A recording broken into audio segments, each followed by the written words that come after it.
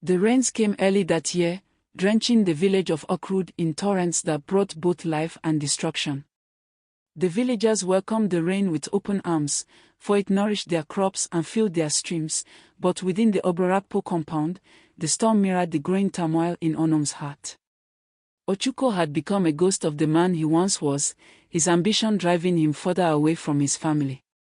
He spent most of his days in the city, where his wealth and influence had grown beyond the borders of Ochuko. The villagers still spoke of him with reverence, unaware of the strife that brewed within his home. But those who lived in the compound knew the truth. Ochuko was a man torn between two worlds, his love for his family and his lust for power. Okimute, emboldened by her husband's absence, unleashed her cruelty upon Onom with renewed vigor. The insults became sharper, the mistreatment more brazen.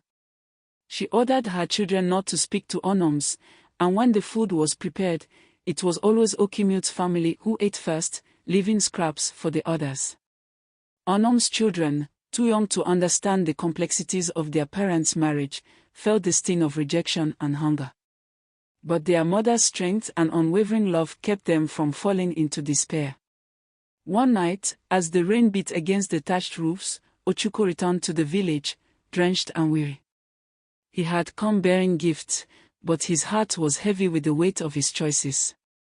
As he entered the compound, he noticed how quiet it had become. There were no children's voices, no laughter, only the sound of rain. He made his way to Okimute's quarter, where he was greeted with smiles and warmth, but there was no joy in his heart. It was then that he heard a sound that pierced through the silence, a soft, muffled cry. He followed it to Onom's quarter, where he found her kneeling by the window, clutching a small bundle of cloth. Inside was a piece of jewelry he had given her years ago, a symbol of the love they once shared. Seeing her like this, alone and broken, something within Ochuko stirred. Onom, he whispered, his voice trembling with regret. She looked up, her eyes swollen from tears, and for a moment, Ochuko saw the woman he had fallen in love with, the woman who had given him everything without asking for anything in return.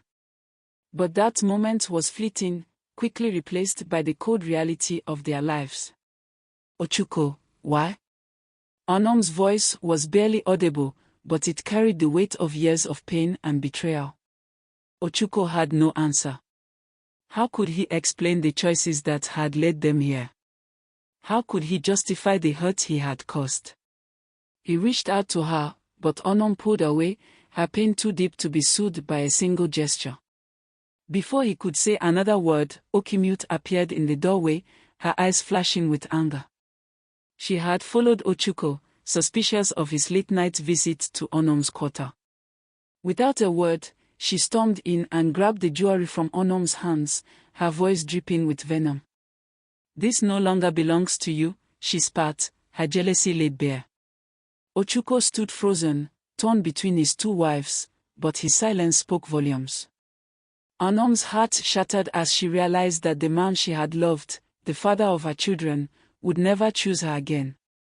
As Okimute turned to leave, triumphant, the storm outside seemed to grow fiercer, the winds howling through the village as if the very earth was mourning Onom's loss. The rain pounded against the walls of the compound, a reminder that nature itself could be both a giver of life and a harbinger of destruction.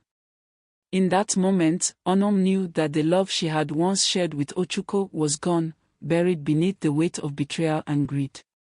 The man who stood before her was not the same one who had vowed to cherish her for all eternity. He was a stranger, lost to the allure of wealth and power, and she was left with nothing but the memories of what could have been. As the night wore on, the Obarorakpo compound lay still, its walls echoing with the silent screams of a love betrayed. The rain washed away the traces of the past, but the scars remained, etched deep into the hearts of those who had once believed in a future filled with hope. The storm within had only just begun, and the village of Ochuko would never be the same again.